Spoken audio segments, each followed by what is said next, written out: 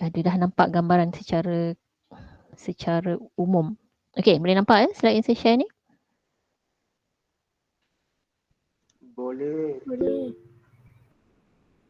Okey. Okey, jadi untuk CTU 552 ataupun namanya ialah falsafah dan isu semasa. Okey, jadi dia adalah kursus yang telah dirangka oleh pihak KPT ya. Dia bukannya UiTM sahaja.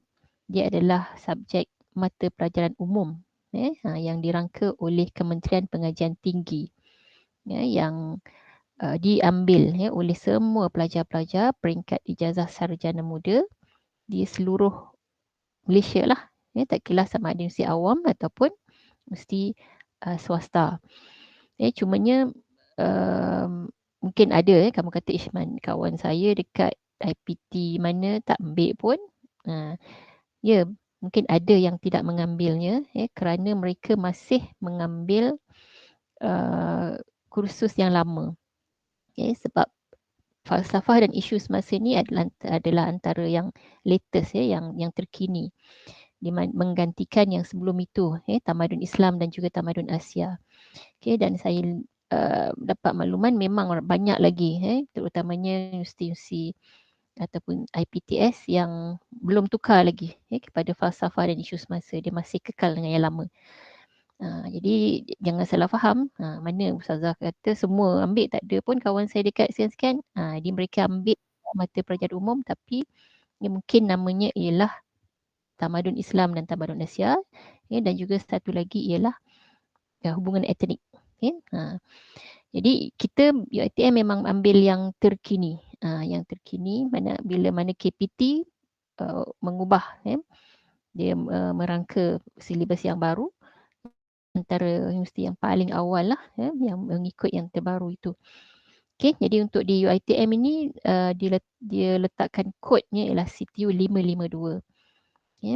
Kerana diletakkan di bawah Akademi Pengajian Islam Contemporary dan merupakan kursus wajib yang ditawarkan kepada semua pelajar UiTM peringkat sarjana muda. Jadi jam kredit 2 jam, jam temu 2 jam. Dan kalau untuk PJJ 5 kali seminar disambung secara online. Jadi antara hasil pembelajaran kursus maknanya setiap kursus tu dia ada hasil yang nak dicapai. Jadi sebenarnya apa sebenarnya yang pihak kementerian ataupun mewakili pihak kerajaan nak lahirkan sebenarnya. Dia nak mahasiswa ni nak yang macam mana hasil daripada pembelajaran kursus falsafah ini. Jadi sebenarnya apa yang mereka harapkan ialah yang ni setelah mengikuti kursus ini, pelajar dapat mengaplikasikan ilmu falsafah pendidikan negara dan juga rukun negara terhadap isu semasa. Itu yang pertama. Yang kedua, pelajar dapat menerangkan isu semasa berdasarkan aliran pemikiran utama dalam pelbagai aliran falsafah. Dan yang ketiga, pelajar dapat menghuraikan isu semasa melalui perspektif perbandingan falsafah sebagai asas bagi menjalin dialog antara budaya. Jadi maknanya di sini kita berhadapan dengan pelbagai isu-isu semasa. Takkan lari, macam-macam isu. Isu kemanusiaan, contohnya peperangan kan hari ini berlaku di Palestin, isu pelarian, isu kezaliman pihak Zionism tu, kemudian isu alam sekitar, isu apa lagi, mana alam sekitar yang dah semakin terancam, pelbagai pencemaran, isu pelbagai yang semua ini berlaku kerana tingkah laku dan juga tindakan manusia. Dan dia bukannya dilakukan oleh haiwan ataupun alien dan sebagainya. Tapi manusia yang telah ataupun tangan-tangan yang menyebabkan berlakunya pelbagai isu-isu ini. So apa yang perlu untuk kita lakukan? Jadi kita hendaklah memahami memahami apa sebenarnya punca isu ini berlaku. Dan seharusnya kita dapat menilai mana yang baik, mana yang buruk, dan seterusnya kita dapat memberikan apakah peranan kita, dapat memberikan sumbangannya dalam memberikan penyelesaian kepada isu-isu yang berlaku tersebut. Di macam mana caranya? Dengan kita ambil tahu dan kita berfikir. Berfikir dengan cara yang betul. Maka itulah falsafah.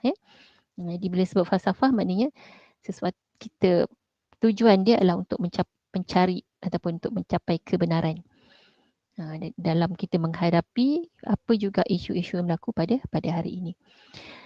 Okay, so kita ada 8 bab. Pengenalan, falsafah. Yang keduanya falsafah dalam kehidupan. Yang ketiganya seni dan kaedah berfikir. Bila mana ilmu falsafah ini akan mendorong untuk kita berfikir secara tuntas, secara kritis, secara betul, maka perlulah untuk mengetahui cara dan kaedah berfikir yang betul. Okay. Kemudian konsep insan, bahagian pertama, bahagian kedua, epistemologi, kemudian ideologi, dan juga dekolonisasi. Ini adalah antara topik-topik yang akan dipelajari. Jadi kalau tengok kepada fasa perkuliahan kita, daripada 8 bab, ingat kita 8 bab, dia terbahagi pada 3 fasa. Fasa pertama ialah fasa pengenalan. Kita nak tahu dulu apa itu falsafah. Jadi kena faham apa peranan ilmu falsafah, dan kenapa kena belajar. Tak minat lah benda falsafah-falsafah ni. Dia sebenarnya falsafah ni bukan satu perkara baru, bukan satu perkara asing.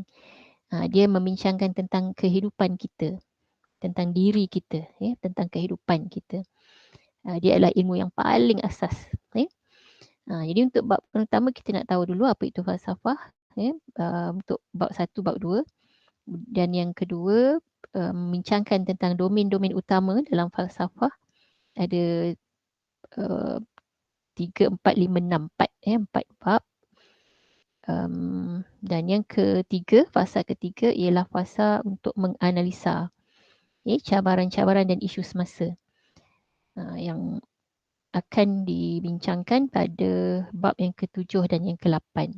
Dan ada dia punya solusi dia, apa plan tindakan yang perlu untuk kita lakukan bila mana kita menghadapi pelbagai cabaran dan juga isu semasa hari ini. Okey, itu yang akan dipelajari pada kursus kita ini. Okey, jadi untuk seterusnya, ini yang saya nak tunjuk tadi, iaitu tentang, sekejap, ni kenapa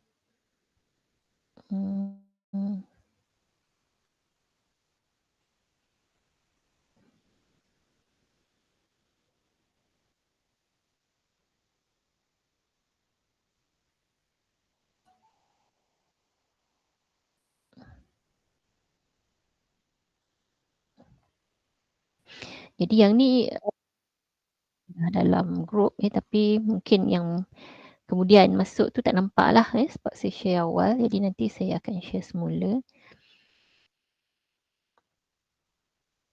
Ke saya tak share lagi, saya tak ingat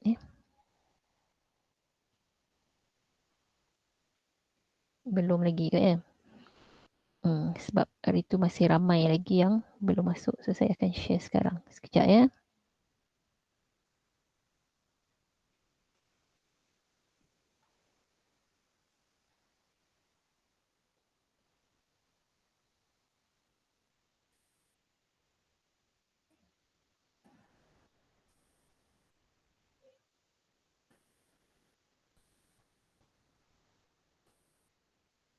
Okay, dan dalam grup WhatsApp kita pun baru ada 57 Jadi sepatutnya kita ada 73. So boleh tolong panjang-panjangkan lah sebab saya dah buat announcement dalam New Future.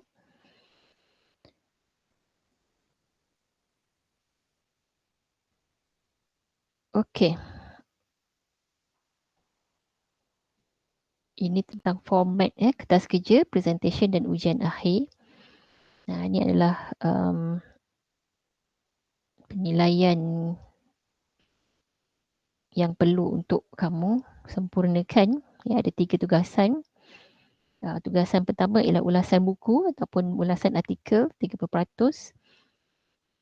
Yang kedua ialah presentation 30% dan tugasan yang ketiga ialah ujian 40%.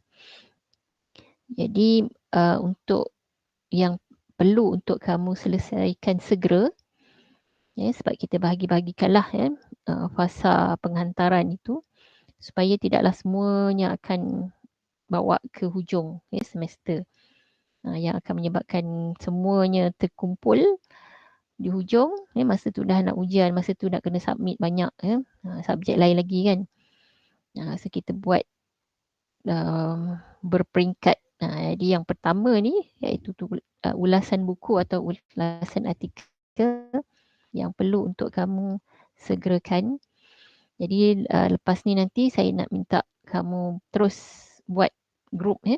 Buat grup yang terdiri daripada 6 orang ya, satu grup. Dan akan ada satu grup, mungkin lebih lah, 7 orang. Okey, ini etika dia. Okey, ni ulasan artikel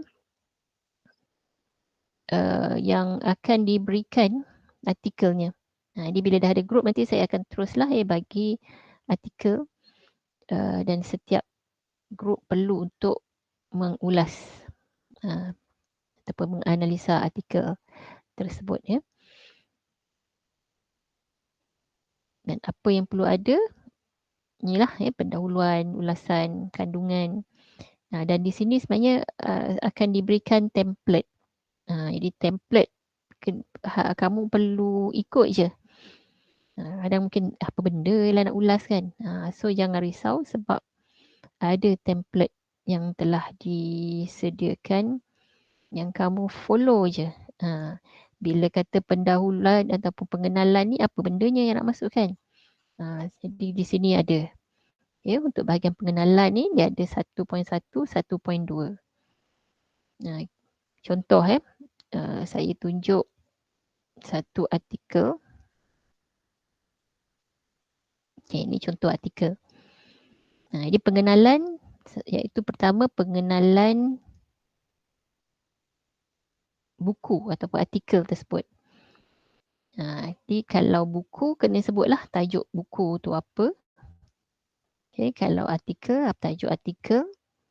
Jadi kalau artikel ni biasanya diterbitkan dalam jurnal-jurnal. So apa nama jurnal? Okay, tahun diterbitkan, dan link artikel jika daripada internet. Jadi memanglah kita ambil daripada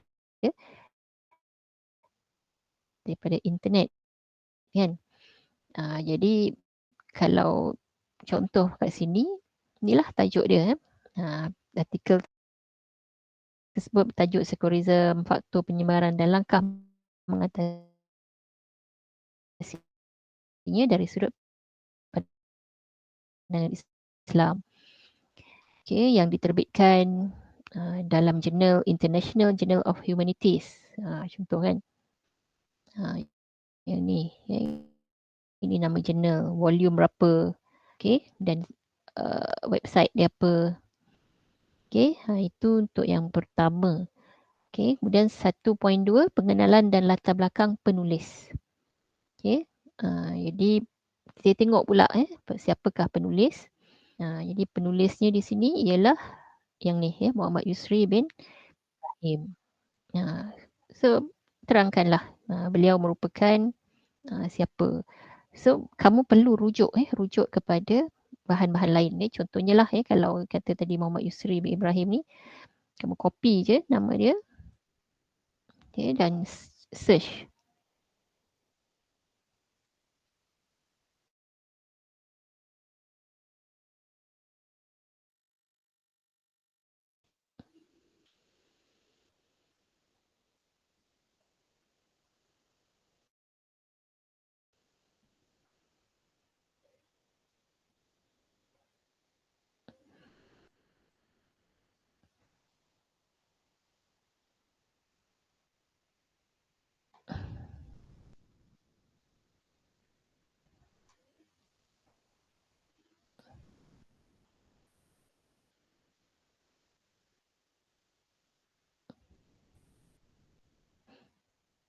Sekejap ya.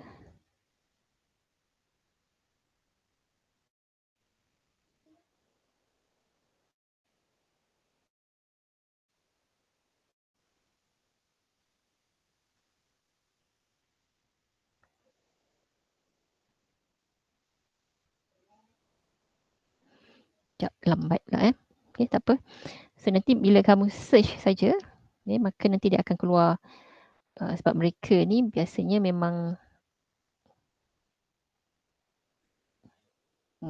can be reached. Masalah internet ke ni. Okay, tu tadi nanti kamu akan jumpa lah dia punya biodata ni, contohnya daripada pensyarah mana kan. Kat sini disebut Jabatan Pengajian Islam, Fakulti Sains Kemanusiaan UPSI. Dan di situ nanti juga dia akan ada maklumat tentang hasil karya ataupun penulisan lain. Biasanya memang ada. Okay, kalau kamu search, biasanya akan ada. Tapi kalau sekiranya tidak ada, cubalah tak ada tak apalah kan. Mungkin dia penulis baru lagi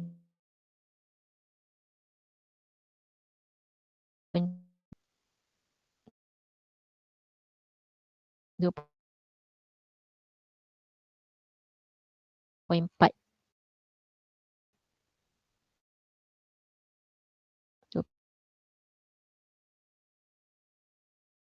2.5. Dia sebab tu dia markah dia besar kan. Di antara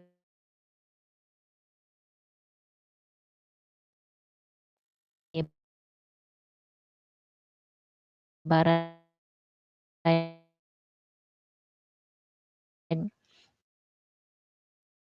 dan juga langkah-langkah mengatasi.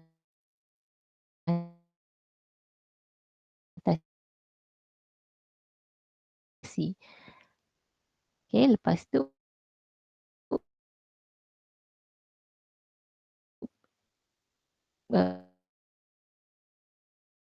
dan ia sangat digalakkan untuk kamu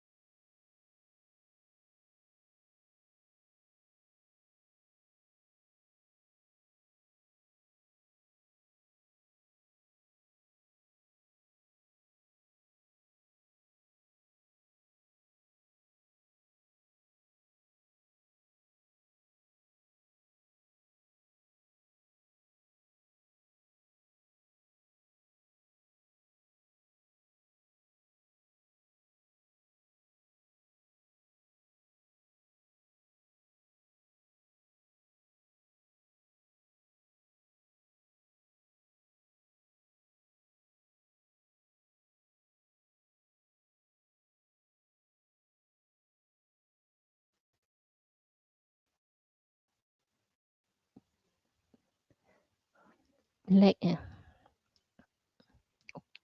Hello? Okey ke? Boleh dengar ke?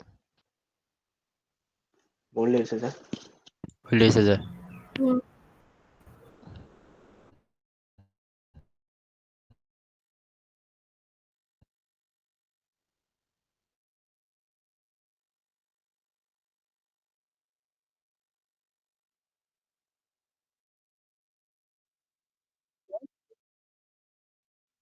Ke tersekat-sekat?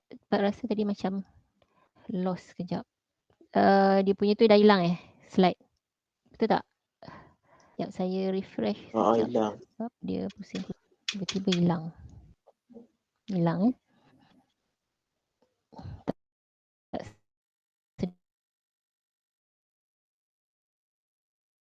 sedar bila masa dia hilang kat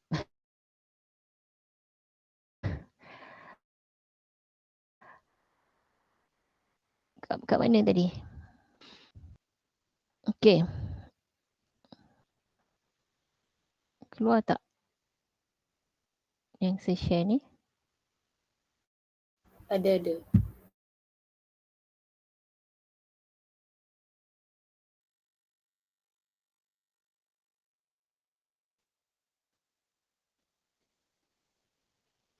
Ada Okey. Ini macam mana? Jadi dalam setengah artikel memang dia sebut dalam dia punya sub-topik tu. Tapi setengah artikel tak jadi yang tak ni kadang disebut dalam abstract. Abstract ni sebagai ringkasan.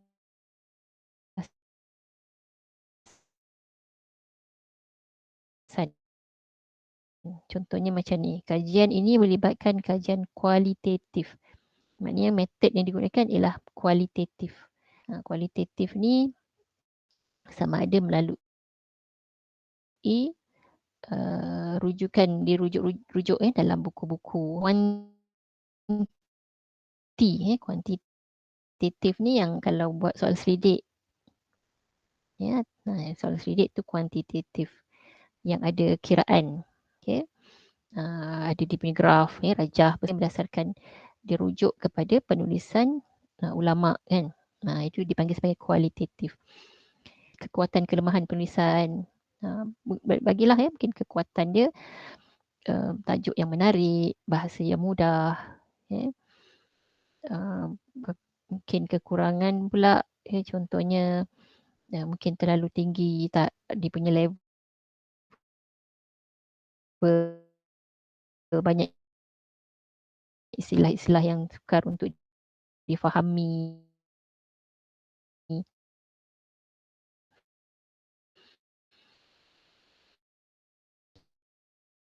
Okay. Kemudian analisa kritis yang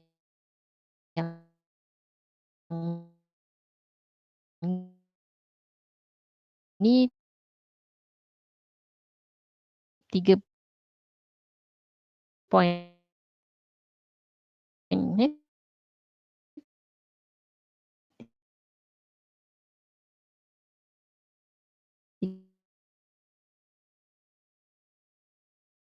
3.1, 3.2.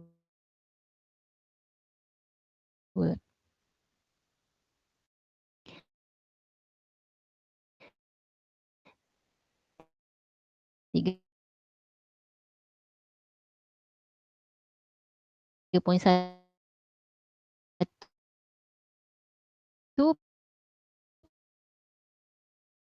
penghayatan pelajar. Jadi bagaimana anda menghayati hasil penulisan ataupun perbincangan penulis dalam kehidupan seharian. Sebagai contoh tajuk sekurism tadi, maknanya bila kamu baca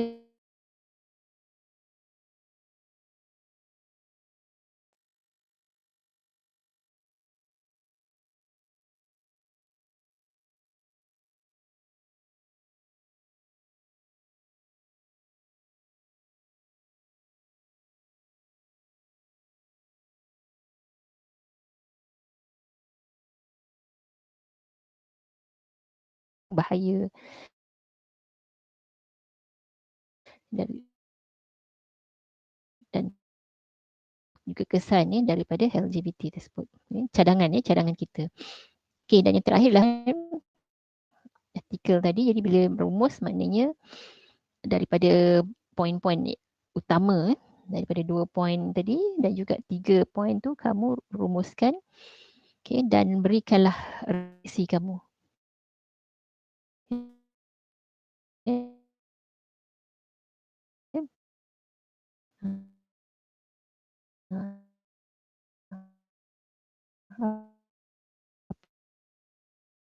Apakah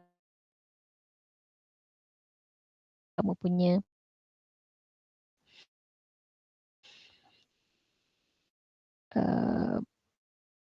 impak lah, impak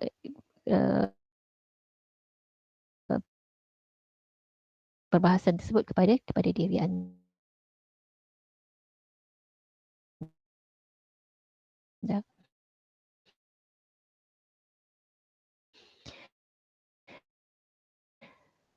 Okey, dan yang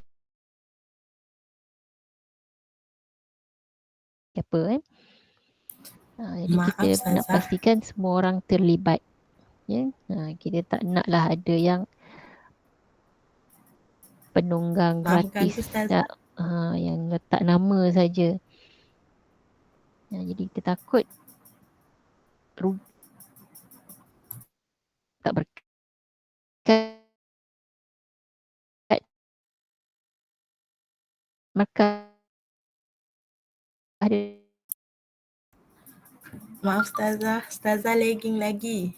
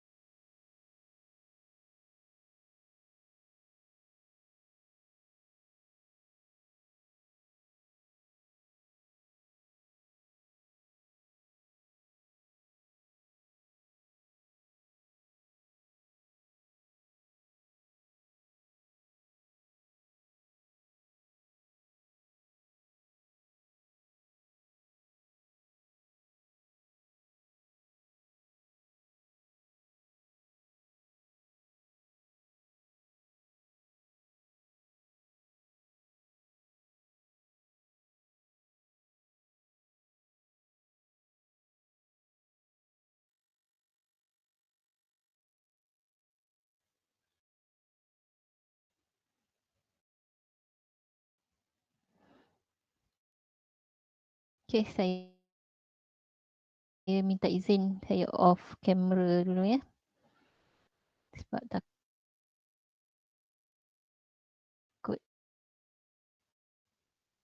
itulah jadi lagi.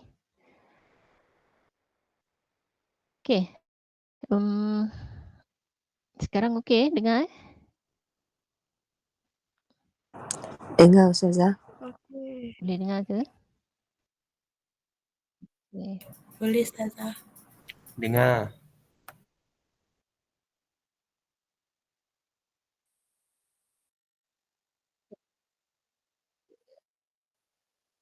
Okey.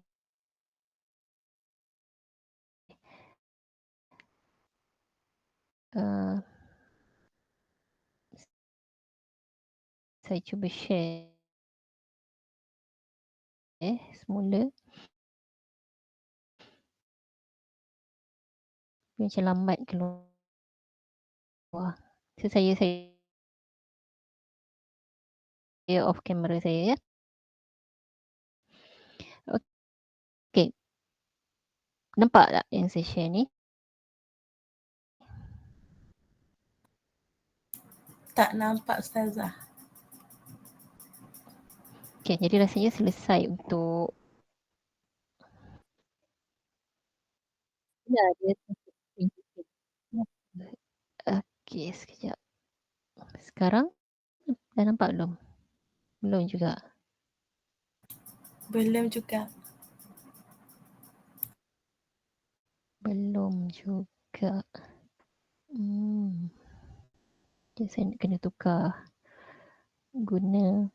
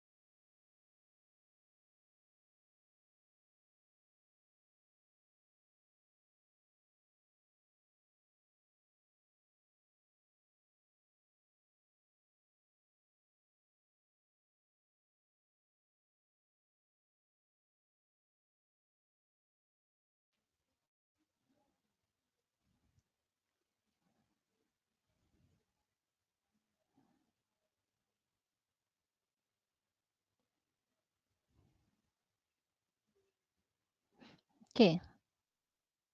Boleh nampak tak boleh guna wifi staff. Saya guna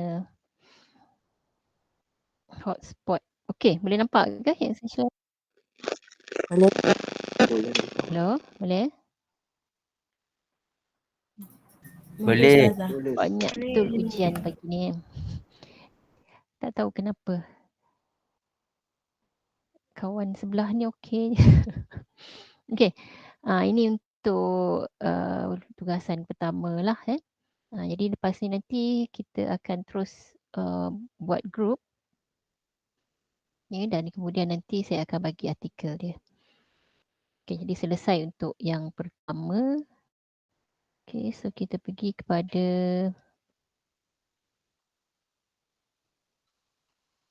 ini saya dah share dalam WhatsApp. Okay, presentation. Jadi presentation ini adalah presentation pada projek, bukannya presentation ulasan artikel. Jadi kamu perlu mencari projek yang mana berdasarkan kepada isu-isu semasa. So pilihlah isu semasa apa juga, kajian kes yang daripadanya itu kamu cuba bawakan penyelesaian masalah. Sebagai contoh, saya lebih suka kalau ia adalah isu yang berkaitan tentang diri kamu sendiri, permasalahan-permasalahan yang pelajar-pelajar sendiri hadapi. Okay. Sebagai contoh, yang semester lepas ada buat isu tentang kalau fakulti akaun ada yang buat pasal masalah surau perempuan, di fakulti yang terlalu sempit, kemudian bilik air dia jauh daripada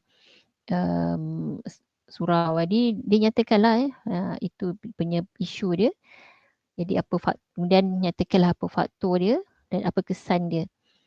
Dan ada juga grup yang isu pengangkutan kepada pelajar-pelajar yang tinggal di luar. Tinggal di luar fakulti, luar kampus. Jadi susah nak dapatkan bas. Kadang bas masa tak menentu. Jadi menyebabkan terpaksa naik Grab. Jadi kos yang mahal. Okay, jadi mereka bawakan isu tersebut dan mereka cuba untuk nak mencadangkan beberapa penyelesaian dengan cara mungkin bawakan isu ni kepada pihak Timbalan Rektor HCP sebagai contoh, yang mungkin boleh nak menyediakan bas dengan kekerapan yang lebih lah untuk mengambil pelajar. Itu sebagai contoh. Ataupun mungkin isu-isu luar, maknanya yang bukan isu kita tapi isu nasional, peringkat nasional, ataupun juga peringkat mana-mana lah tempat daerah di luar sana yang cuba kita bawakan penyelesaian.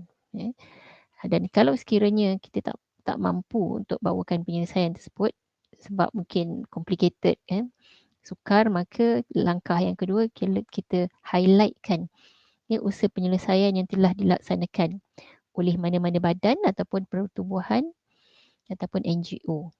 Sebagai contoh, kalau isu tentang kitar semula pembuangan sampah yang banyak,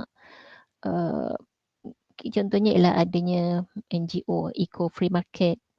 Kalau isu tentang pelarian sebagai contoh, kita ada MAPIM, Trust, Aman Palestin dan sebagainya. Gejala sosial, isu gejala sosial, contohnya ialah Baitul Saadah dan lain-lain. Ini contoh lah, maknanya kita highlightkan usaha yang telah dilaksanakan oleh mana-mana NGO. Jadi kalau sekiranya memang tajuk kita pilih ni, maknanya memang kita tak boleh nak selesai sendiri. So kita ambil lah penyelesaian yang telah dilakukan oleh pihak lain. Dan kita mungkin hanya mampu untuk menyenaraikan saja cadangan. Maksudnya dalam bentuk teorinya je lah. Macam dalam karangan, kalau BM kan, subjek BM tu ada karangan, so senaraikan macam tu kan. Itu kalau kita tak mampu. Tapi kalau benda yang kita boleh nak selesaikan, contohnya tadi tu lah, contoh yang saya bawakan, bawa kepada pihak atasan. Itu satu yang sangat baik. Kerana nanti di sini kalau kita tengok pada rubriknya, dia adalah bahagian signifikan. Maknanya projek itu memberi impak kepada siapa. Jadi kalau memberi impak kepada sekumpulan kecil, maka markah dia kecil je lah. Di kalangan ahli kumpulan saja, rakan sekelas saja. Tapi kalau ianya memberi impak kepada universiti ataupun masyarakat secara keseluruhan, jadi markah dia lebih. Dan satu cara nak mudah untuk nak dapat, nak pastikan projek yang kamu buat ni mungkin memberi impak kepada keseluruhan dengan kamu blast dalam media sosial. Buat video ke apa ke, buat kempen, poster ke, letaklah kamu dalam kamu punya media sosial. Jadi tu mungkin kesannya itu lebih meluas. Jadi boleh dapat markah lebih besar kat situ. Okay, jadi kita punya tema ialah problem solving. Jadi apa yang kita boleh lakukan lah dalam berhadapan dengan isu-isu tersebut. Dan kena sediakanlah bahan. Bahan pembentangan saya sangat galakkan dalam bentuk poster. Okay, poster maknanya dia satu keping saja yang ada dalam semua tu secara ringkas. Berbanding dengan slide. Slide mungkin banyak lah. Ada juga video. Okay, dan ini nanti perlu di-present pada minggu-minggu hujung-hujung nanti. Okay. Kemungkinan bermula pada minggu ke-12 lepas test ataupun lebih awal, tengok keadaan. Okay, dan poster tu nanti kamu perlu upload lah dalam future. Jadi yang tu tugas yang kedua. Dan boleh juga fikir dari sekarang, tapi fokusnya buat yang tugasan pertama tu dulu. Sebab tugasan pertama tu akan perlu untuk dihantar lebih awal lagi. Mungkin dah ada tajuk, cukup lah, tapi tak perlu buat lagi. Jadi sebelum, bila dah ada tajuk, kena tunjuk kat saya dulu. Ini kalau ulasan artikel tadi minggu ke-6. Kita sekarang dah minggu kedua kan. So kena segera. Presentation project ni lambat lagi. So dia hanya perlu buat slide atau poster saja, tak perlu buat dalam bentuk esei. Okay? Sebab kita nakkan kepada pemarkahan pembentangan tadi. Okay, dan yang terakhir ialah ujian lah. Jadi ujian pada minggu yang ke-11. Okay, minggu 11. Waktu kelas meliputi tajuk 1 hingga 7. Maknanya tajuk yang ke-8 saja tidak ada. Jadi harapnya kita boleh sempat habiskanlah pada minggu ke-11 ni keseluruhan tajuk 1 hingga ke-7. Okey, jadi itulah berkaitan tentang penilaian. Ada apa-apa soalan nak?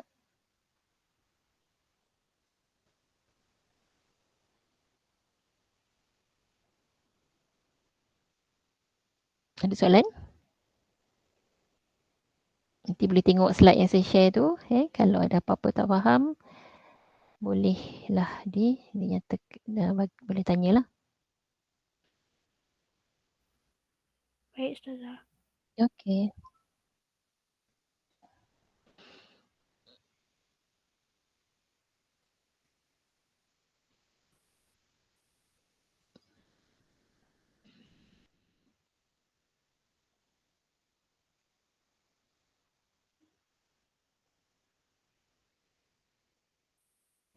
Ustazah, Ya, grup boleh campur 0506. boleh. Oh, okey. Tak ada Terima kasih. masalah. Okey. So saya letak dalam grup sekejap ya. So kita akan ada 11 grup yang 6 orang dan satu grup 7 orang.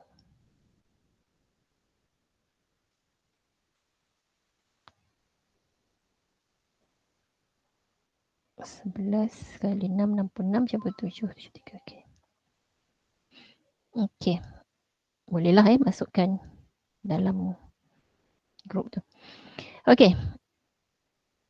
Kita pergi pada bab pertama lah sebab kita perlu cepat memandangkan kita test pada minggu ke-11 minggu ke-11. Dan kalau tengok kepada kalender kita hari Selasa ni ada cuti apa-apa tak?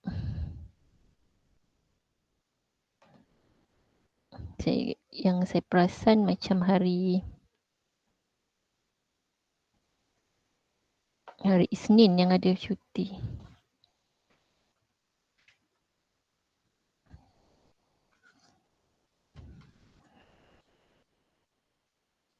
Saya cuba buka kamera.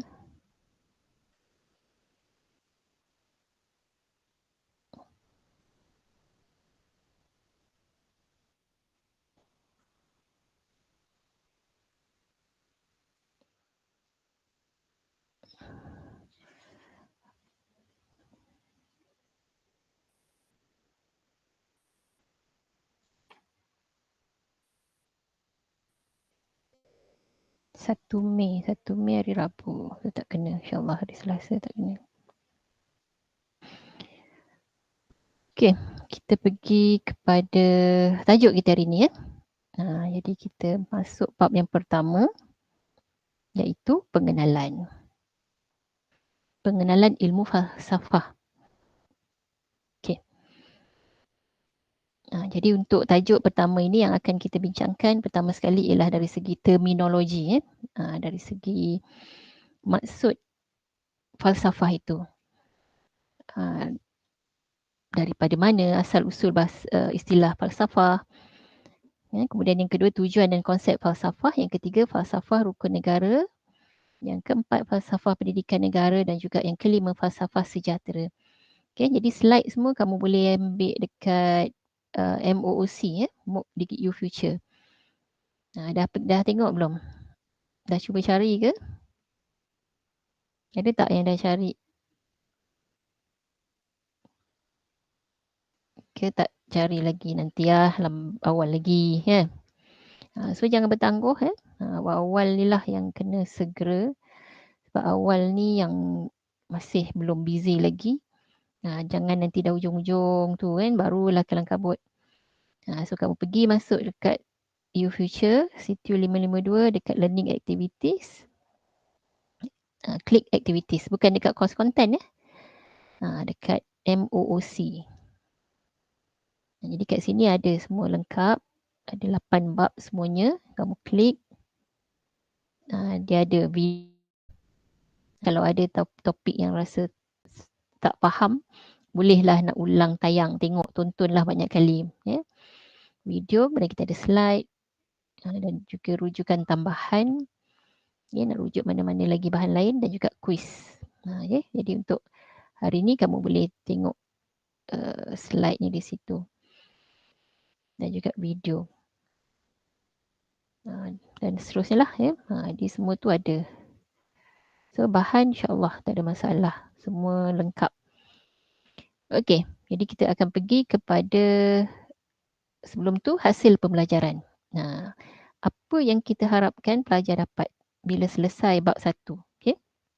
Jadi kamu pun habis saja bab 1, cuba tengok balik hasil pembelajaran. Outcome dia apa.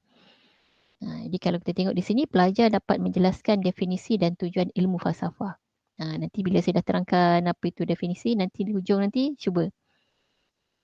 Boleh tak nak terangkan semula? Okay. Maksud falsafah itu apa? Apa tujuan dia, peranan dia. Itu yang paling penting, yang pertama tu. Dan yang kedua, pelajar dapat menjelaskan peranan falsafah pendidikan kebangsaan dan rukun negara. Jadi buat pengetahuan kamu, untuk bab pertama ini dia lebih fokus kepada falsafah dalam konteks kita sebagai rakyat Malaysia.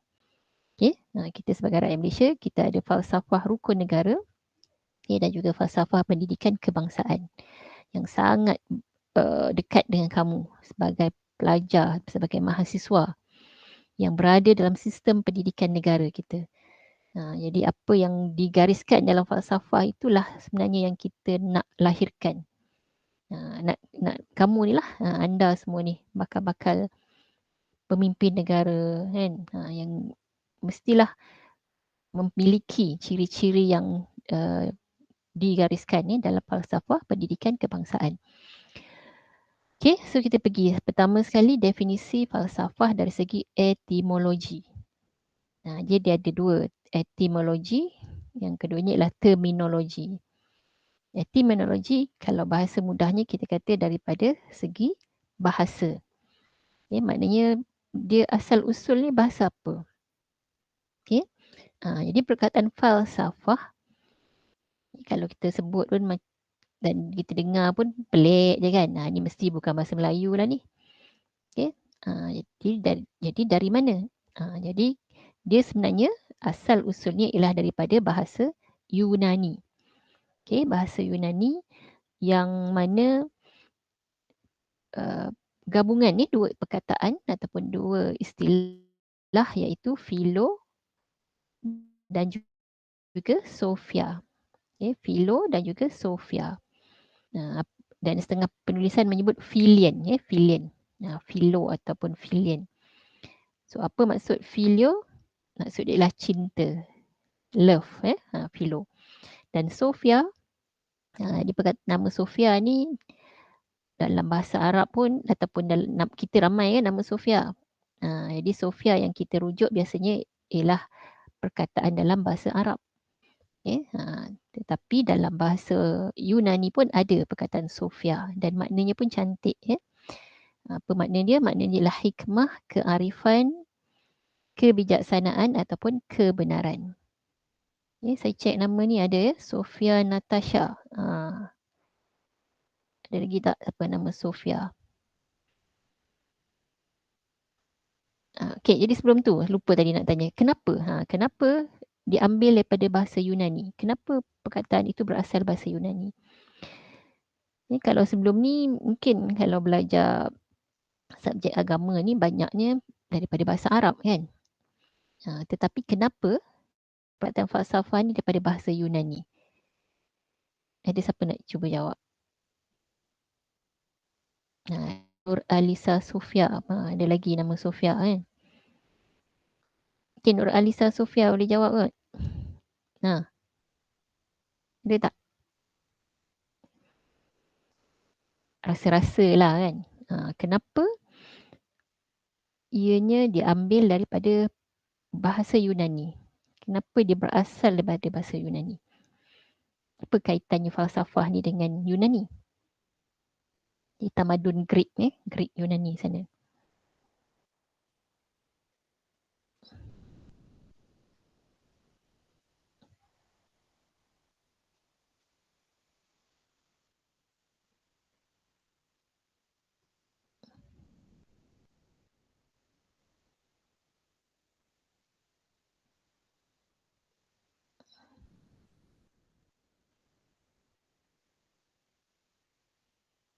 Boleh siapa nak cuba teka?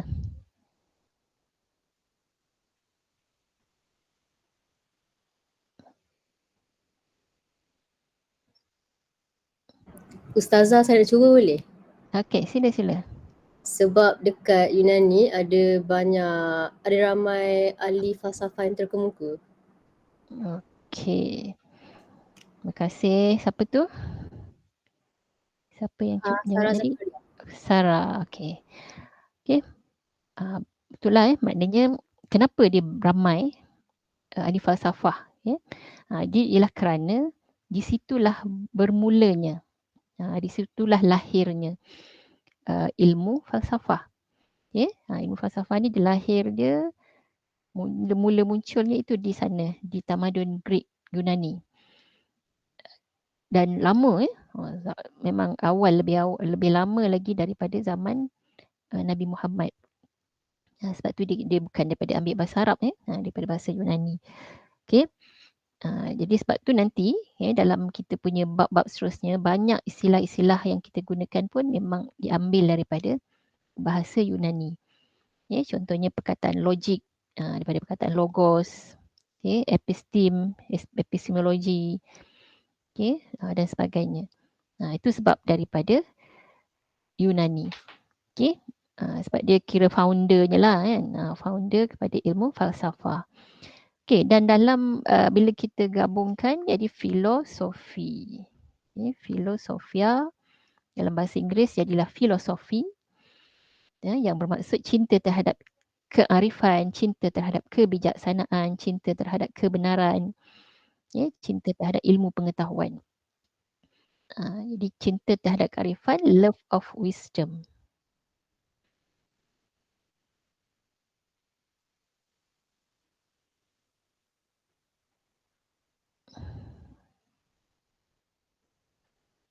Okay.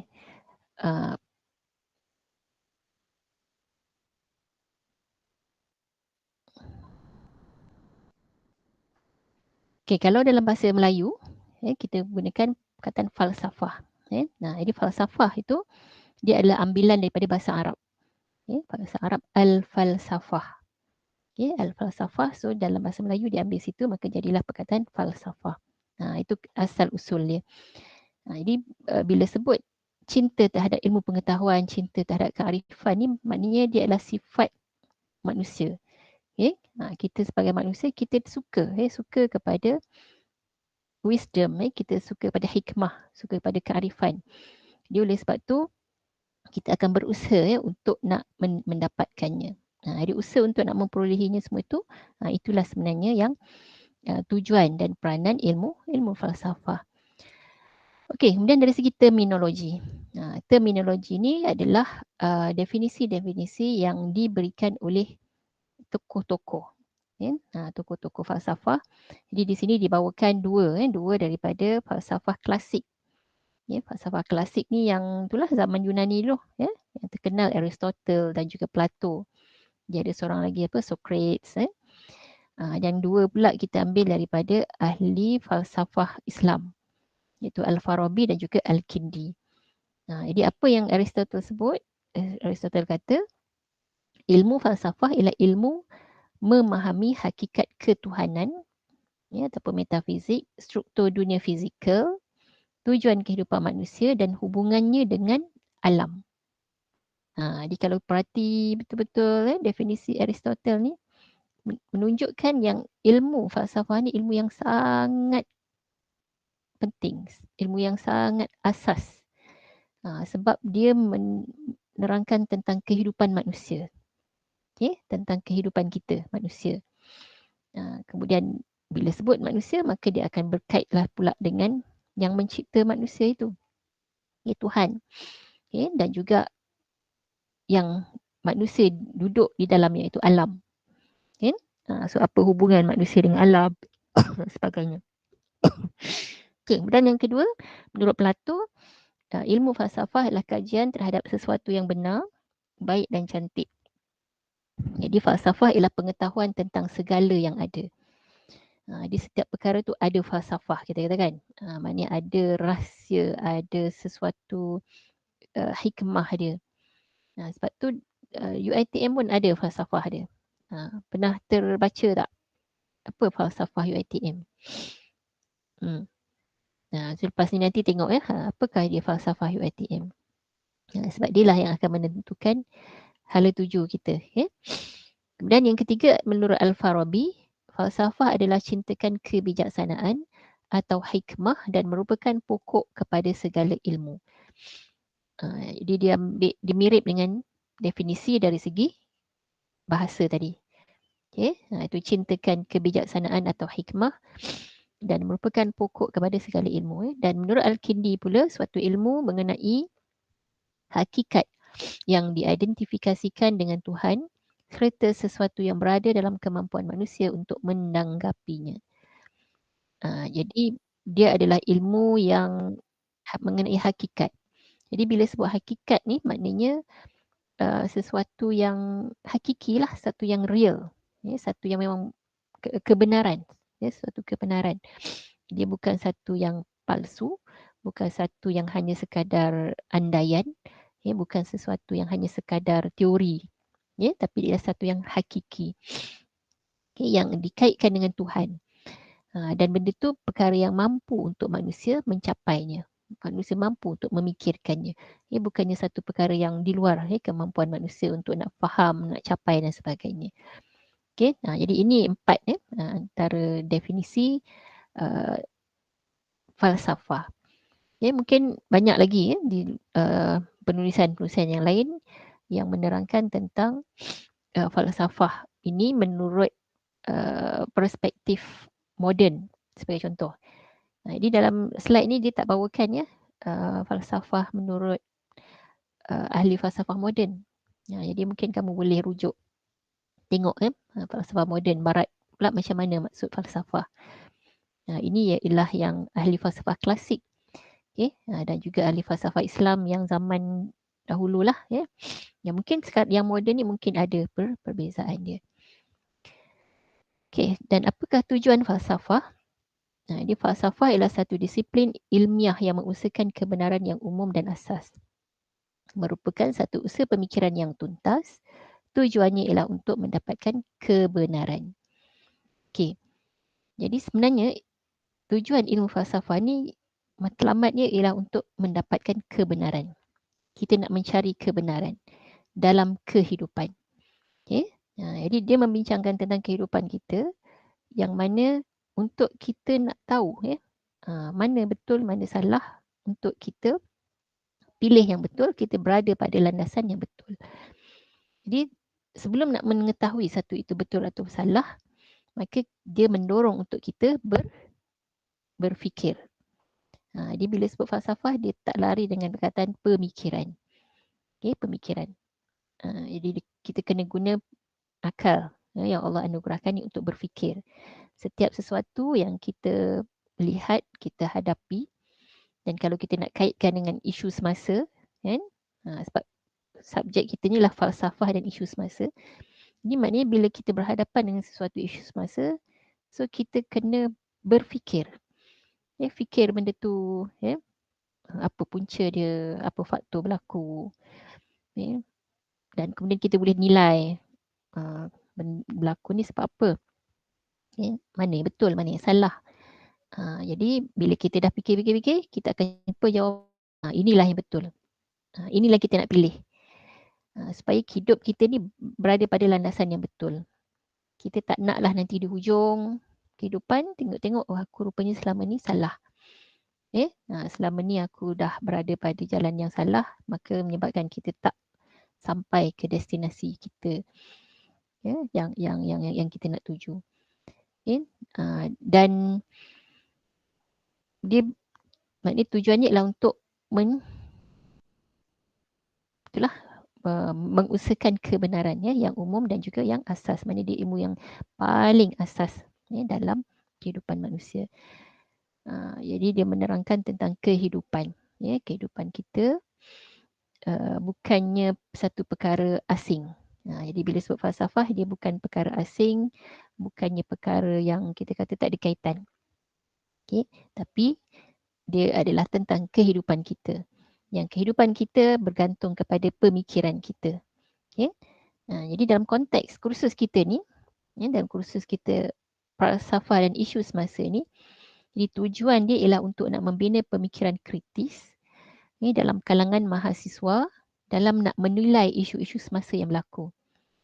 Jadi kita tak naklah jadi orang yang follow je lah, ikut je lah arus kan. Kata macam ni. Tak nak Sebagai orang yang individu yang mempunyai kelebihan dari segi kita kata kemampuan berfikir yang tinggi kan. Maknanya berada di Menara Gading ini, maka kita perlu ada falsafah hidup kita sendiri. Kita kena ada pendirian kita. Yang mana pendirian itu berasaskan apa yang kita fikir, dan berfikir itu pula dengan cara yang betul. Kalau fikir pun salah lah. Jadi ciri pertama ialah pemikiran yang mendalam. Mana kita fikir betul-betul secara mendalam. Jangan kita hanya ala kadar saja. Jadi Allah anugerahkan kita dengan akal ni, tujuannya ialah untuk kita optimiskan penggunaannya, fikir. Di masalahnya hari ni masyarakat kita dah semakin malas untuk nak berfikir. Ini satu perkara yang sangat-sangat rugilah. Dia bila dah malas fikir, itulah yang terjebak dengan perkara-perkara yang tidak sepatutnya. Okey, sebelum kita sambung lagi, saya nak share satu video. Saya stop dulu.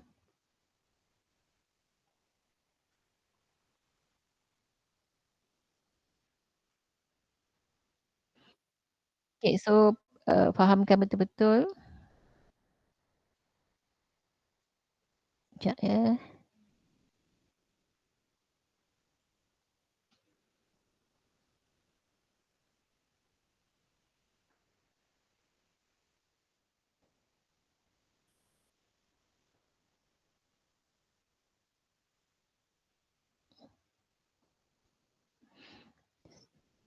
So, fahamkan betul-betul dan tengok apa dia punya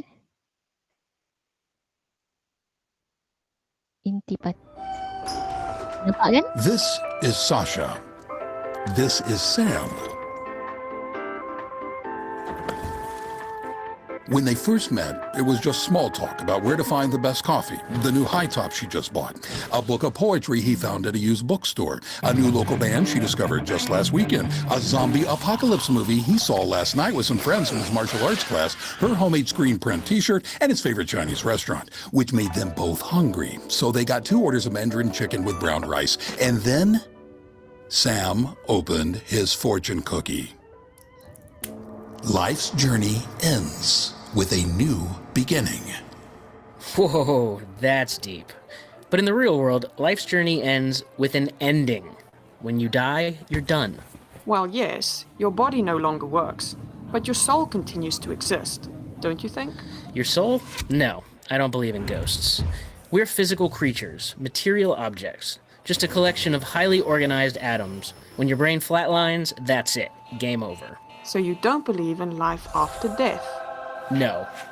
I mean, it's a comforting thought, but there's just no scientific evidence for it. I'd rather face the real world than believe in a fairy tale. Yeah, I agree with you, Sam. It's best to face reality, but it may be that life after death is reality. I mean, think about it. If life just ends at death, then everything we do or say comes to nothing. What meaning or purpose can our lives possibly have? Well, I guess my life has whatever meaning I choose to give it. I personally believe in truth, beauty, science, making the world a better place, saving the environment, freedom of speech, and, tolerance. Yes, that's all well and good. But what does all that matter if it ends in nothingness? What are your thoughts about God? Which God? There are millions of gods. The God that's in the Bible. It's been proven that the Bible is just a bunch of mythology written by ancient desert nomads. But if faith in God makes you feel good, I won't argue with that. But I personally prefer more of a rational, open-minded approach to life. Here's what I believe, Sasha. You shouldn't think anything is true unless it's been scientifically proven. But has that belief itself been scientifically proven? Sam, you and I look at life very differently. Yeah, it's crazy. It's like we're from different worlds. Not different worlds, different worldviews. A worldview is the set of lenses through which you see the world around you. It's a web of habit-forming beliefs that helps you make sense of all your experiences. Through your worldview, you interpret life in a particular way. It affects how you think, how you feel, and how you live from day to day. To understand what your worldview is, think carefully about the big questions of life. Does God exist? How did everything begin? Who am I? Why am I here? Am I living a good life? What happens after I die? Cabbages and puppies don't think about this stuff, but people do. Reflecting on these questions is part of what makes us human. In fact, every one of us has a worldview. What's yours?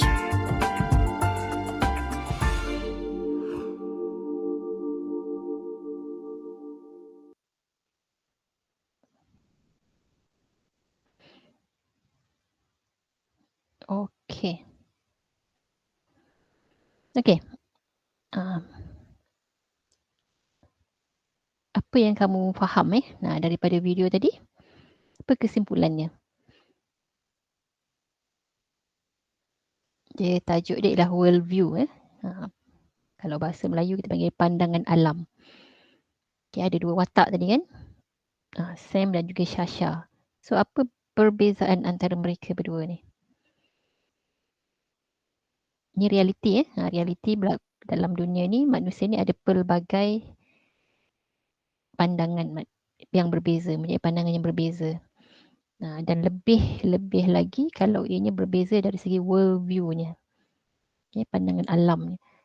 Dan tadi diwakili oleh Sam dan juga Sasha. Okey. Boleh terangkan? Sam macam mana? Sasha macam mana?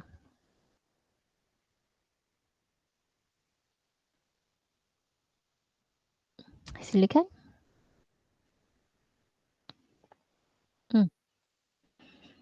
Okey, Sam tak percayakan kehidupan selepas kematian. Okey, dia berfikir tadi itu satu, mana dia berfikir secara apa tadi yang disebut? Ada rational dan juga scientism. Okay. Scientific. Sebab dia hanya menerima sesuatu yang scientifically proven. Yang boleh dibuktikan secara saintifik. Jadi perkara-perkara yang tak dapat dibuktikan, contohnya seperti tentang roh, tentang Tuhan, maka dia tak percaya. Tentang kehidupan selepas kematian, dia tak percaya. Itu yang mewakili golongan rationalism ataupun golongan scientism. Ini istilah-istilah yang kita akan jumpa nanti. Okay, Syasha pula, macam mana?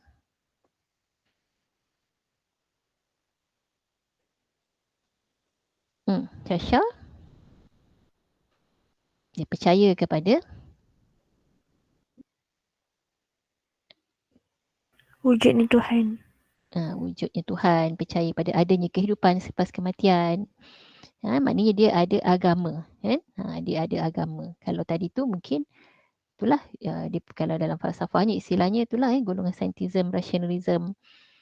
Kalau kita pula mungkin guna perkataan free thinker, atheist, dan sebagainya. Okey. Dan tadi dalam video itu juga menyebut adanya the big question of life. Okay, big question of life. Dia ada 6. 2, 4, 6. Ada 6 tadi. Siapa boleh ingat? Yang pertama apa?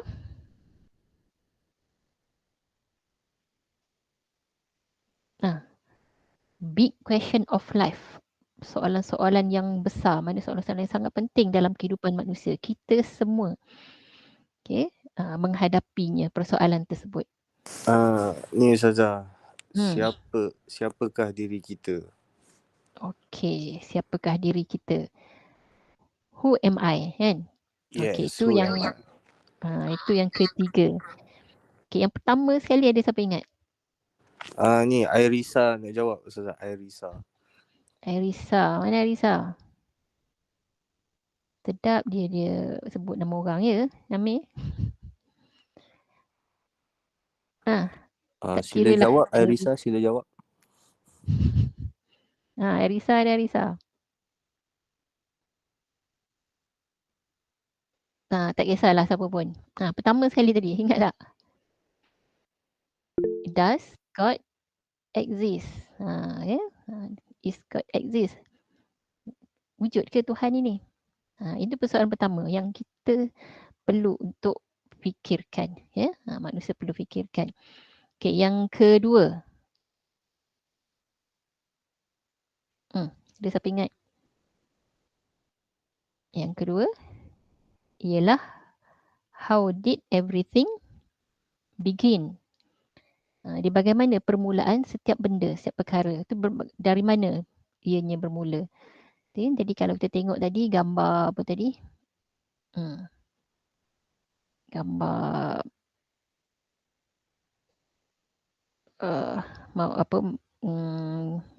itu yang who am I how did everything begin tadi.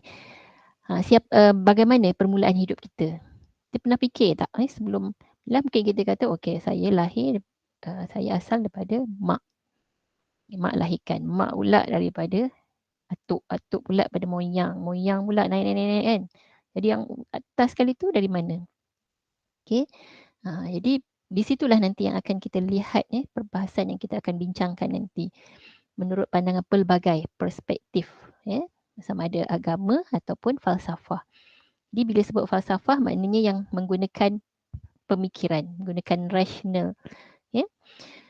Okey, yang ketiga tadi barulah yang Amir sebut tadi kan. Who am I? So siapa nak jawab who am I? I am siapa? Jangan sebut nama pula kan. I am apa? Tapi kita akan menjawab berdasarkan kepada apa yang kita pegang. Ini maknanya faktor agama, kepercayaan itu adalah faktor yang paling utama dalam nak menentukan worldview kita. Jadi kalau sebagai Muslim kita akan sebut saya adalah siapa kamu? Azri Nur. Kalau tanya who am I? So kamu nak jawab apa? Siapa kita Ustazah? Jawablah. Siapa kamu? Nah, kalau kamu nak jawab apa, Amir? Saya siapa saya? Saya pun tak. Apakah orang lain pun terfikir dan tertanya-tanya kan? Siapa saya? Jadi siapa saya? Kalau dalam Islam, kita adalah makhluk ciptaan Allah Ta'ala. Ya? Bila sebut makhluk tu ciptaan lah. Kita adalah ciptaan Allah Ta'ala yang bergelar namanya ialah manusia, insan. Ya, ataupun An-Nas. Itu kita, itu adalah kita yang bernama. Siapa? Amir Rauf, Khairul Arif, Nur Airisa. Itu pelbagai, nama yang pelbagai. Tapi yang sama, kita semua ni adalah ciptaan Allah Ta'ala. Dan di situlah yang akan menjawab persoalan pertama, how did everything begin? Maknanya permulaan hidup kita ni semuanya adalah tengok kepada proses penciptaan manusia. Ini kita akan bincang nanti dalam bab yang keempat. Kemudian, why am I here? Yang keempat, why am I here? Kenapa kita ada kat muka bumi ni? Kalau dalam video tadi, dia letak gambar apa? Gambar tengah main game kan? Perasan tak? Kamu kalau nak tengok balik video tu, search je kat YouTube. Why am I here? Jadi gambar tadi tunjukkan seorang yang sedang main game. Jadi apakah tujuan kita untuk main game? Hidup kita nak duduk ngadap benda tu main game. Sayang sangat nak tinggal kan?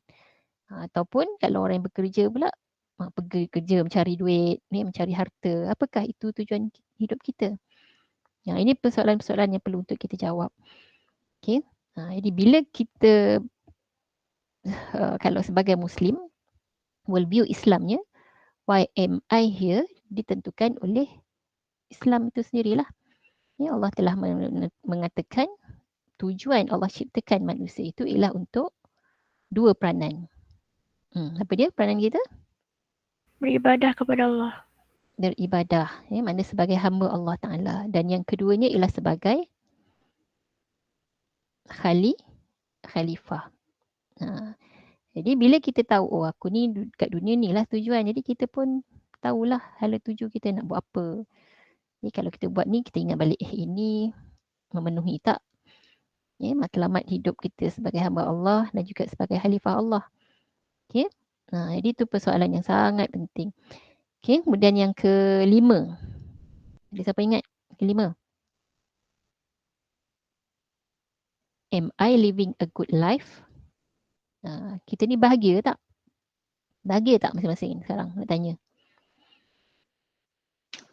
Bahagia, Alhamdulillah. Haris dia bahagia. Okey, dia nak tanya Haris. Apa erti bahagia menurut Haris? Bahagia maksudnya mencukupi dari segi segala aspek. Dari segi keluarga, kewangan, semua. Mencukupi. Okey. Dan mencukupi ini pula mungkin manusia tu berbeza-beza kan. Dari segi dia rasa cukupnya tu. Sebab ada orang yang dah kereta ada 2-3 buah pun rasa tak cukup lagi kan. Gaji dah 10,000 rasa tak cukup lagi. Jadi itu berbeza-beza. Konsep bahagia manusia ni pun berbeza-beza. Dan masing-masing akan cuba untuk dapat bahagia tersebut. Itu memang semua orang nak. Semua orang nak bahagia. Tak ada siapa orang nak sengsara. Jadi itulah perbezaan worldview masing-masing yang akan menentukanlah apa yang dia buat dan juga ke mana hala tuju hidup dia nanti. Okey, dan yang last sekali tadi, apa dia? Yang keenam, big question of life ialah what happen after I die? Lepas mati ni apa berlaku? Okay? Jadi semua orang semua orang yakin mati tu pasti. Tak ada pun yang kata aku ni ada harapan tak mati kan. Tak, semua orang dah confirm akan mati. Cuma selepas mati tu ke mana kita? Apakah mati terus dah habislah tamat riwayat? Ataupun ada lagi kehidupan selepas kematian. Jadi kalau golongan tadi tu, yang Sam tadi, rationalism, scientism, bagi dia tidak ada kehidupan selepas kematian. Bagi dia hidup ni hanya di dunia. Jadi oleh sebab tu dia akan pulunlah nak capai apa yang dia nak ketika di dunia ni. Yang antara apa ciri-ciri ataupun perkara-perkara yang dia nak tadi kan, untuk kehidupan dunia. Tetapi bagi orang yang percaya kepada adanya kehidupan selepas kematian, maka dia akan bertindak berdasarkan kepada apa akibat yang akan diterima nanti di sana. Kalau aku buat sekarang ni macam ni, ada tak kesan pada kehidupan kat sana nanti? Jadi ini juga nanti kita akan bincangkan dalam bab yang keempat. Jadi semua ni berkaitan tentang konsep insan. Kita akan bincang menurut pandangan agama, pelbagai agama, menurut falsafah. Tujuannya apa? Tujuannya untuk kita tengok manakah yang ada memberi jawapan yang meyakinkan. Jawapan yang ada hujah-hujah yang kuat. Yang dalam masa yang sama boleh diterima secara logiknya, benda ni logik. Sebab memang boleh guna logik. Kita tak boleh guna logik 100%. Tetapi bukan bermakna kita tolak ke tepi logik ataupun rasional tadi. Rasional perlu. Jadi oleh sebab tu benda tu mestilah selari. Sesuatu agama yang betul itu ialah agama yang dia selari dengan logik, yang selari dengan rasional.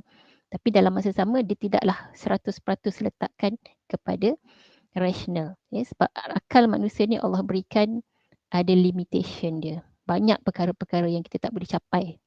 Akal kita tak boleh capai. Contohnya tentang asal-usul kita lah. Kalau kita cuba nak cari asal-usul kita ni, soalan daripada mana kita bermula, hanya guna akal, tu yang jumpa teori kata daripada beruk tu. Sebab itulah yang akal dia setakat tu saja yang mampu. Tengok.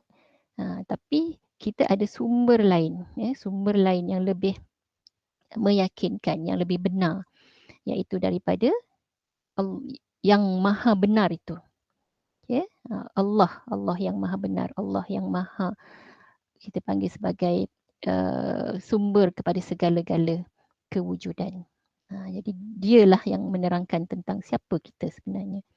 Melalui apa yang disampaikan kepada para nabinya, sama ada melalui kitab ataupun juga melalui hadis Rasulullah SAW. Jadi inilah sebenarnya big question of life tadi, itulah yang dibincangkan dalam falsafah, yang dibincangkan dalam topik-topik kita seterusnya nanti. Jadi itu supaya nampaklah apa sebenarnya topik yang kita bincang lepas ni. Itulah daripada video tadi. Diharap jangan rasa bosannya apa falsafah ni, cerita pasal apa kan. Jadi takut jadi falsampah pula kan. Tak, jadi adalah menerangkan tentang diri kita, kehidupan kita. Okey, sambung lagi tadi. Sikit lagi. Kita cuba untuk habiskan bab pertama ni sebab minggu depan dah masuk bab yang kedua. Tujuan falsafah dah selesai, kita pergi pada konsep falsafah. Jadi tadi saya sebut bab satu ni dia membincangkan tentang konteks kita sebagai rakyat Malaysia. Kita sebagai rakyat Malaysia. Bab yang kedua nanti barulah lebih mendalami tentang falsafah secara umum. Jadi konsep falsafah terbagi pada dua. Dia dipanggil sebagai makrokosmos dan juga mikrokosmos. Makro ni ialah alam semesta sebagai alam besar. Jadi di peringkat nasional, di peringkat negara. Maka di situ di negara kita, Malaysia, kita ada falsafah rukun negara. Dan kemudian di peringkat mikro, mikrokosmos, di peringkat alam kecil.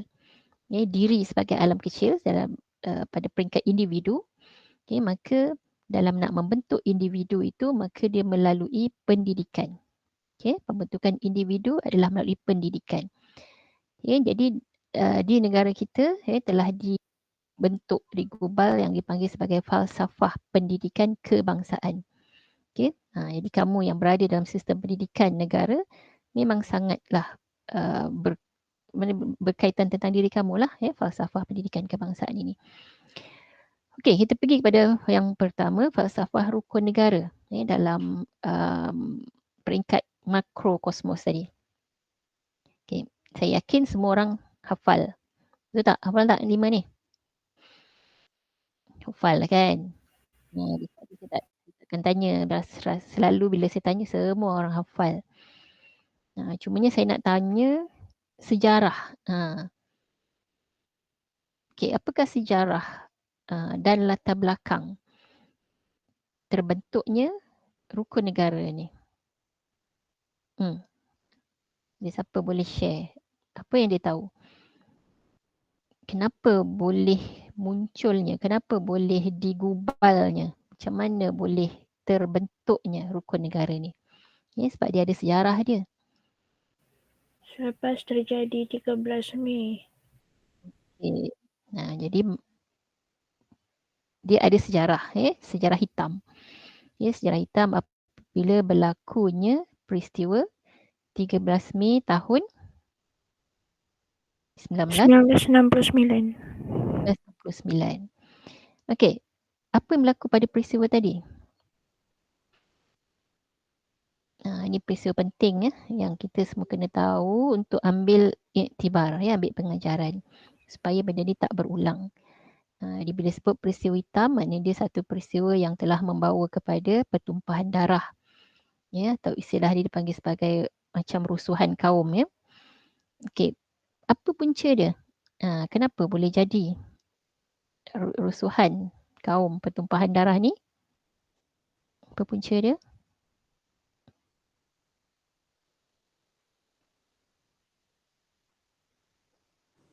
Orang Cina provoke Melayu. Cina provoke Melayu. Yelah, kenapa? Kenapa dia provoke?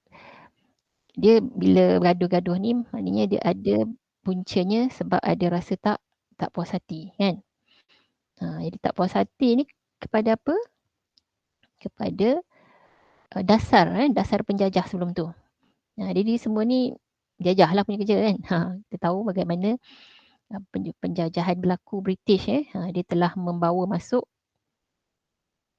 pendatang ataupun imigran daripada India dan juga China masuk ke negara kita.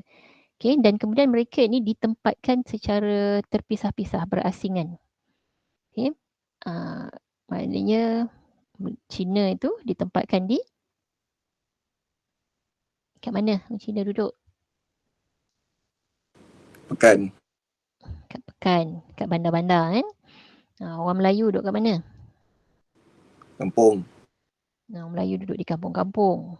Kalau India? Estate. Di estate-estate. Okey, jadi pemisahan ini kemudiannya dia memberi pengaruh ataupun kesan kepada aspek ekonomi, sosioekonomi mereka. Di mana yang duduk kat bandar-bandar ni, maka kerja mereka ialah sebagai kerja kat lumbung-lumbung biji, niaga, bisnes. Kemudian dengan diberikan macam-macam lah bantuannya, kan.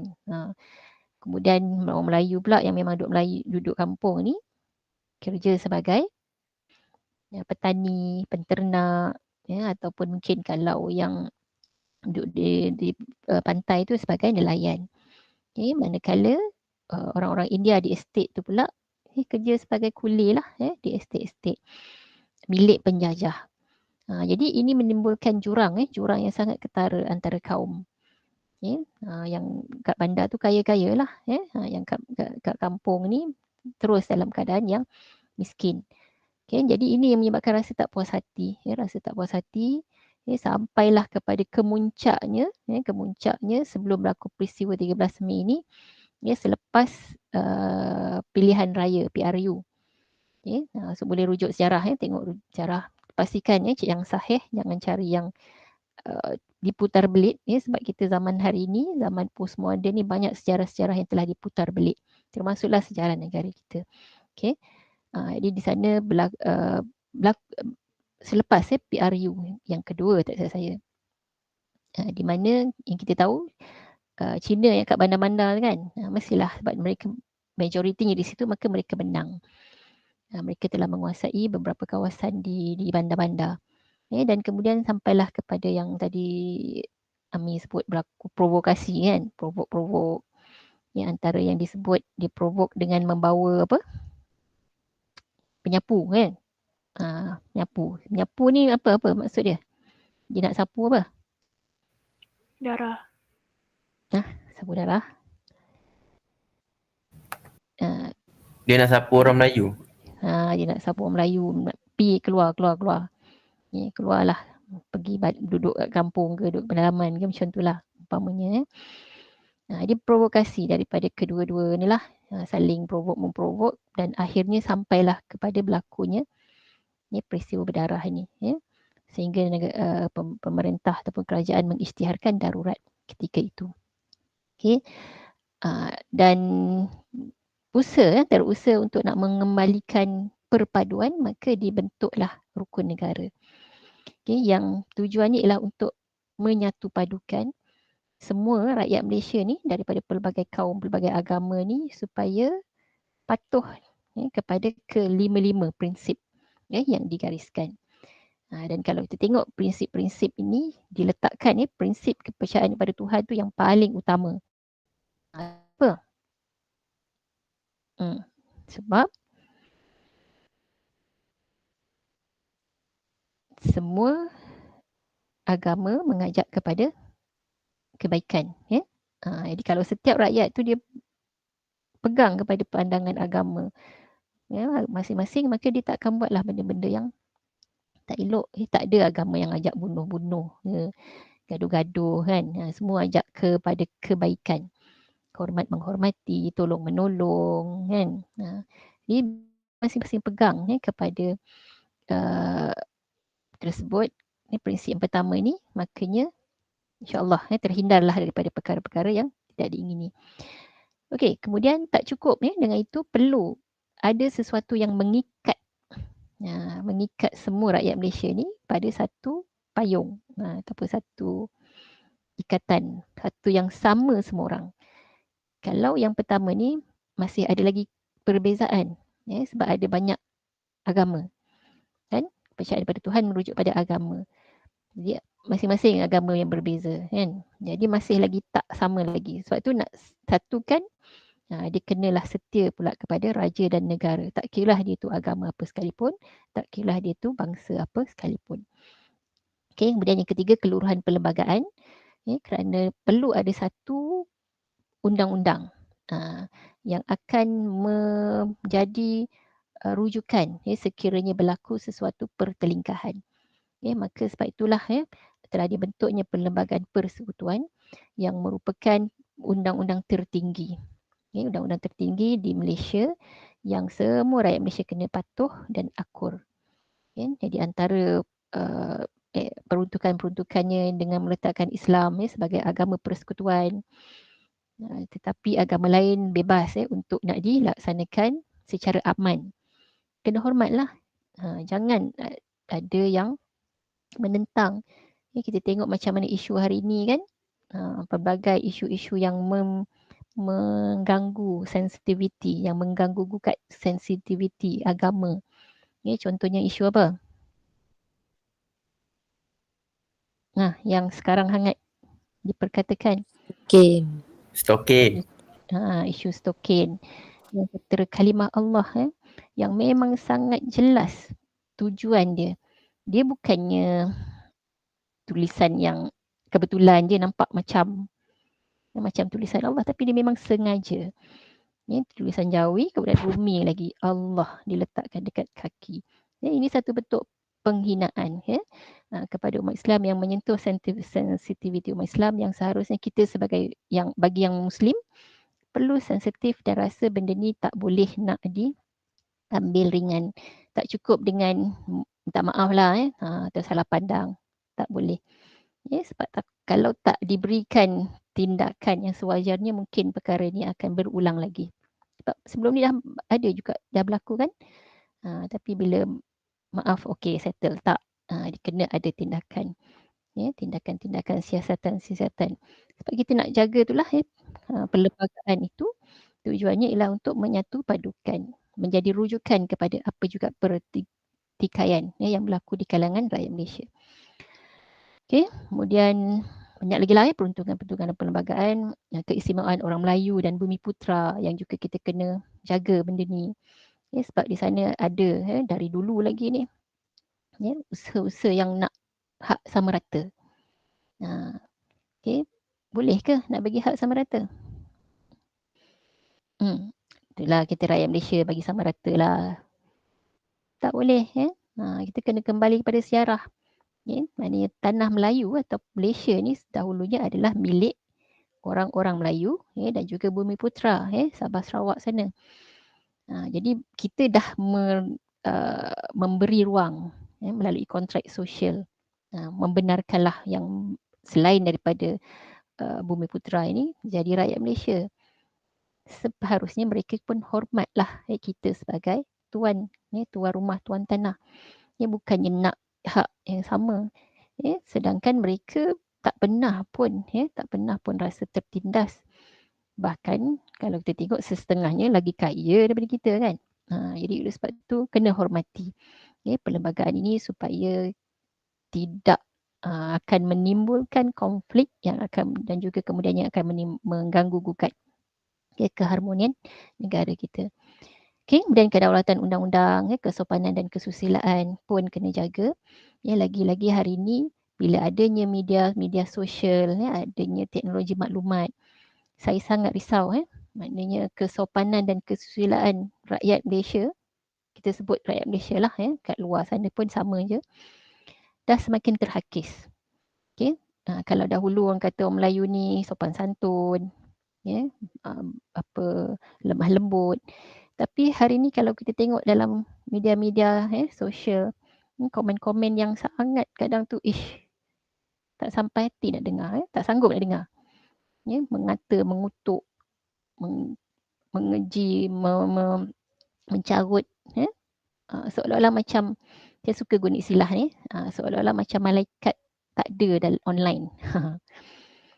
Padahal di mana saja pun tidak ada satu pun yang terlepas daripada catatan malaikat. Sebab tu pelajar-pelajar mahasiswa ni elakkanlah daripada memberi komen-komen yang inilah yang negatif, mencarut, mengata, mengutuk. Semua ini gambaran akhlak kita yang tidak terlepas daripada catatan malaikat dan balasannya nanti di akhirat. Mungkin kita kata saya tak cakap pun. Memang kita tak cakap dengan lidah. Hari ni manusia tak bercakap dengan lidah. Sangat sedikit. Manusia banyak bercakap menggunakan jari jemari. Mungkin dia tak type pun. Dia hanya sekadar tik saja. Like, share, dan sebagainya. So berhati-hatilah untuk nak menjaga keharmonian kita semua. Dan objektif mencapai perpaduan. Yang penting nak mencapai perpaduan, mencipta masyarakat yang adil di mana kemakmuran negara dapat dinikmati bersama secara adil. Kita nak kekayaan negara ni dikecapi oleh semualah. Dan yang terakhir, ada masa sikit lagi, ialah falsafah pendidikan kebangsaan. Di falsafah pendidikan kebangsaan ini, dia menggariskan tentang hala tuju lah, hala tuju pendidikan di negara kita yang kita nak lahirkan insan yang bagaimana. Jadi antara elemen dalam FPK, pendidikan suatu usaha berterusan, bermula daripada lahir sampailah minal mahdi ilal lahdi, daripada buayan sampailah ke liang lahat. Kita kena sentiasa berusaha untuk mencari ilmu, memperkembangkan potensi individu, memperkembangkan potensi secara menyeluruh dan bersepadu, insan yang seimbang dan harmonis, kepercayaan dan kepatuhan kepada Tuhan. Ini dikaitkan dengan falsafah rukun negara yang pertama. Kemudian nak lahirkan rakyat Malaysia yang berilmu pengetahuan, yang berketerampilan, yang berakhlak mulia, yang bertanggungjawab, yang berkeupayaan menikmati kesejahteraan diri dan yang dapat memberi sumbangan. Jadi inilah pendidikan kita nak melahirkan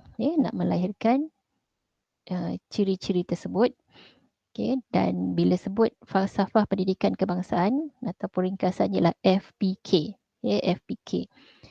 Di FPK ni nak senang ingat, tujuan dia utama ialah untuk melahirkan insan yang seimbang dan harmonis.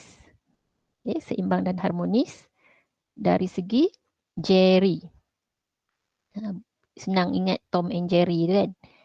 Jadi nak melahirkan insan yang seimbang dan harmonis dari segi Jerry, jasmani, emosi, rohani, intelek.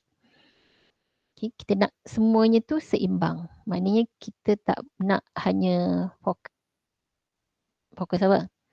Sekarang ni manusia ramai fokus yang mana?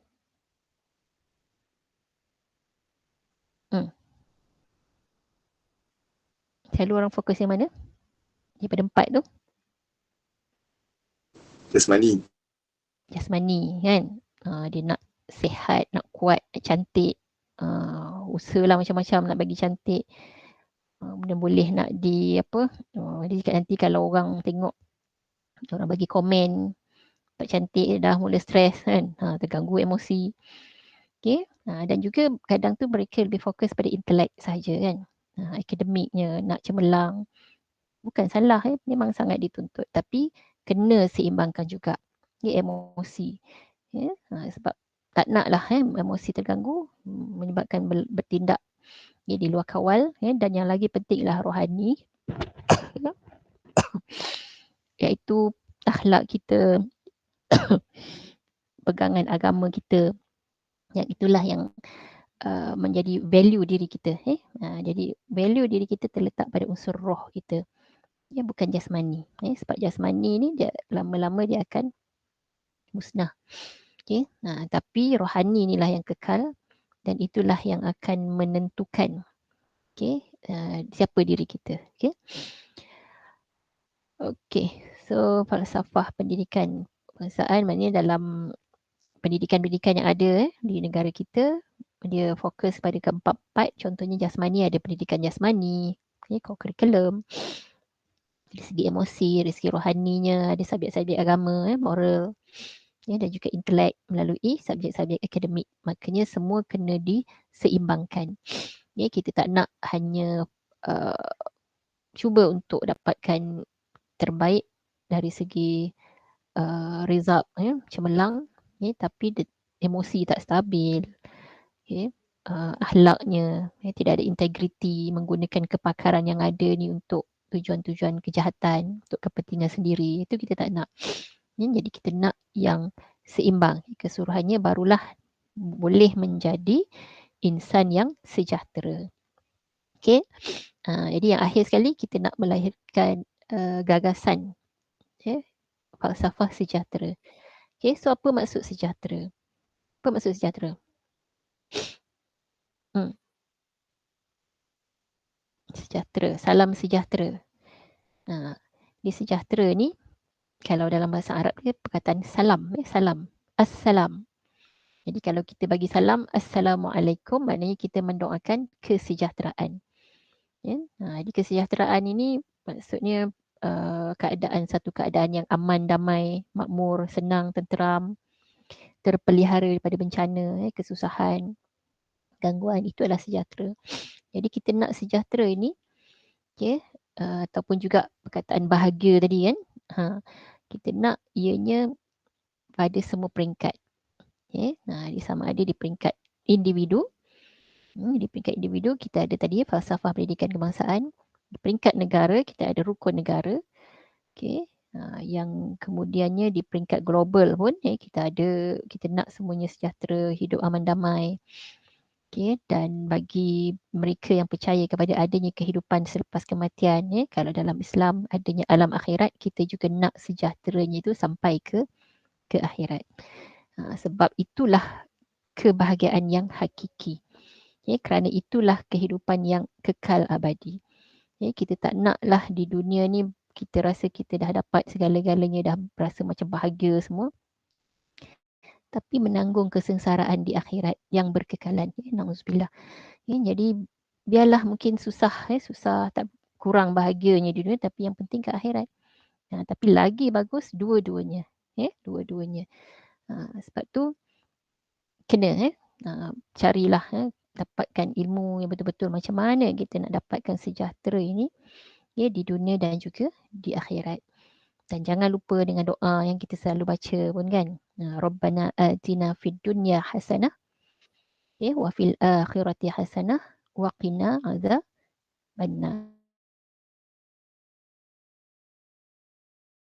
Kami kebaikan, kesejahteraan di dunia, kesejahteraan dan kebaikan di akhirat, dan jauhkan kami daripada api neraka. Itu matlamat kita semua. Yang kita nakkan, maka dengan bersempena dengan lagi-lagi bagi yang Islam dalam bulan Ramadan ini adalah tanda kasih sayang Allah, memberikan satu bulan yang sangat istimewa untuk kita nak meraih sebanyak pahala yang akan jadi bekalan, sumber kebahagiaan itu nanti di kehidupan, bukan saja di dunia tetapi juga di akhirat. Wallahu alam. Alhamdulillah telah pun selesai bab yang pertama. Mungkin kalau nak lebih lanjut, sebab ini pun kita secara ringkas je lah, boleh rujuklah dalam MOOC, dalam MOOC, di situ ada lagi, ada video dan juga ada slide yang kamu boleh rujuk. Okey, selesai link group. Nak letak di sini ke dalam ni?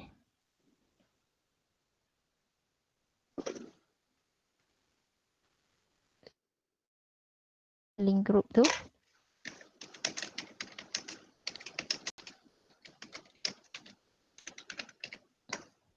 Haris, menaip apa tu?